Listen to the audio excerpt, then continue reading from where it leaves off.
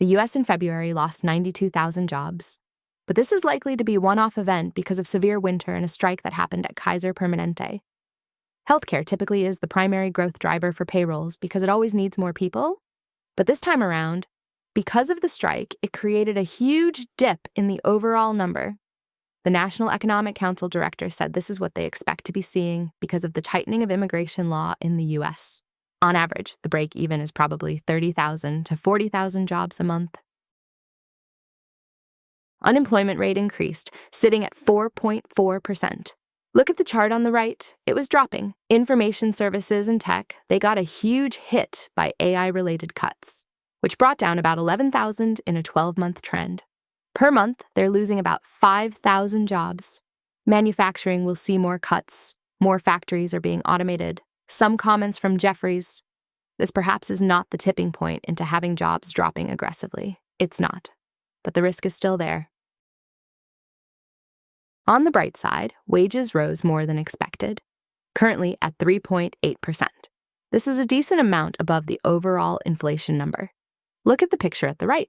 This shows which sectors are increasing and which are losing jobs. You can see clearly that most of the sectors that are related to AI tend to lose a number of jobs. Other than labor numbers, elsewhere in the US, services and manufacturing sectors are expanding. But it makes sense. When you apply more technology to your services, it improves revenue growth or lean out your expenses. Consumers held up well. However, it's mostly the upper income earners. There are more signs pointing to most of the spending were done by the upper income earners. So next, the potential interest rate cut will be July this year. But what changed is there might be a higher chance of 2 more cuts before the end of this year. Trump has yet to provide an answer regarding the IEEPA tariffs. The Section 122 tariffs will be the replacement. It started with 10% and moved to 15%, which will start sometime this week. Last year, Trump employed a series of tariffs by using IEEPA, and the Supreme Court said he has no legal authority. Trump then used Section 122 tariffs as the replacement, but it can only last for 150 days. Comparing the two tariffs, the figures won't change that much. It's not going to be a shock. On to Iran war and portfolio. The stock markets are selling down now because of disruptions to global trade and oil prices. Historically, well, it doesn't necessarily mean it will paint the same picture for the future. But by using history as a benchmark, 12 months after a new crisis, the S&P tend to gain an average of 2.9%. These are the movements at this picture at the right. 1 week, 1 month, 3 months, and 12 months. The biggest jump is after Gaza war, a 32% jump. And the biggest loss was 34% drop after the Arab oil embargo. But when you think about it this way, the economic position now is much different from those drops that happened years ago. For example, when US invades Afghanistan in 2001, the drop in S&P was close to 27%. And then the Arab oil embargo, which was way longer ago in the 1970s. The world is at a much different place today. The biggest difference you see is how advanced technology is now. Businesses are actively using technology to lean out expenses. This will still maintain the attractiveness of share prices. So when that's the case, S&P as a whole tend to be supported in the long term. The positioning of companies now is much different from back then. And when we look at fear gauge, VIX, the latest number is 29.5, compared to the peak of Trump's tariffs April last year. That was 52.3. So now, markets are still somewhat contained. And when we look at fear gauge, VIX, the latest number is 29.5, compared to the peak of Trump's tariffs April last year. That was 52.3. So now, markets are still somewhat contained. Look at the picture at the right here. All conflicts since World War II to 1940s to now. On average, the S&P gained 2.9% in a 12-month bracket. Then, measuring conflicts since 1979, it also came in 2.9% on average when you look at 12 months bracket, and the number of times the index increased was more than it fell. One more very important thing is consistency. There are many research pointing to whenever you miss the stock market's best days, even when the stock market is in a bear market, most investors will experience some form of loss when they miss it.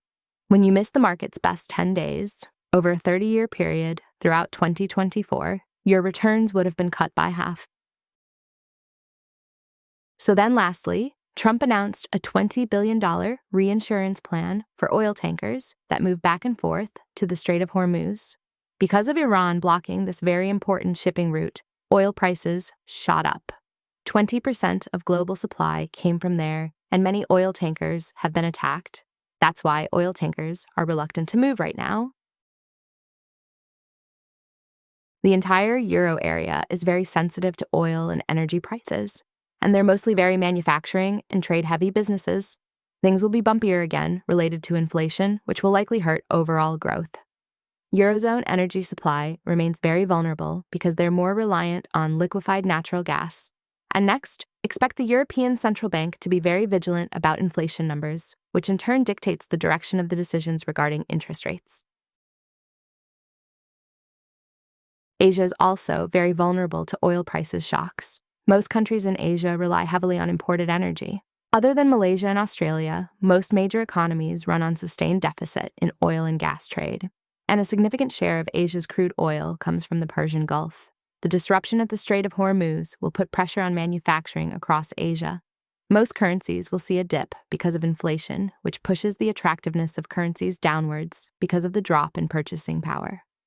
Other than high oil prices, trade will also be worsened. It's not just the higher oil import bill, but also the movements in trade might be lesser because it's more expensive now. This gives an idea of the oil flow movements at Strait of Hormuz. Big Asia countries rely a lot on this shipping route. Many Asian exporters have been actively diversifying away from U.S. markets, and Middle East became a good alternative destination.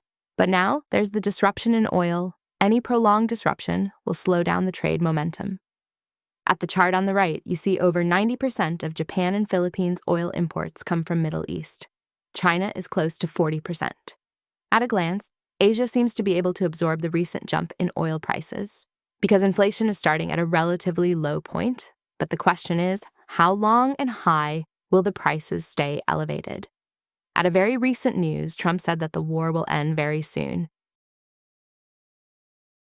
China, at early March, held a meeting that sets the pace for this year. Not all details are published, but the prominent ones are out. China set GDP growth for this year to be 4.5%. It's the lowest target since early 1990s because of deflationary problems and trade tensions with the US. They kept two things the same: government budget deficit at 4% of GDP and inflation target at 2%. For them, the 2% is a ceiling. It's a struggle for them to even hit somewhere near 2%. And they commented that the stimulus deployed last year helped cushion the impact from US tariffs. And then they're acting as a mediator for the Iran and Israel. China held phone calls with both counterparts. China plans to issue $188 billion of ultra-long treasury bonds this year. This will support consumer goods trading program again and will replenish capital for the large state-owned commercial banks. They also want to improve their debt stress in their respective local governments. And policies will be helpful to steer the economy for growth. There might be more interest rate cuts and reductions in the reserve requirement ratio, which is the amount of liquid assets banks need to hold.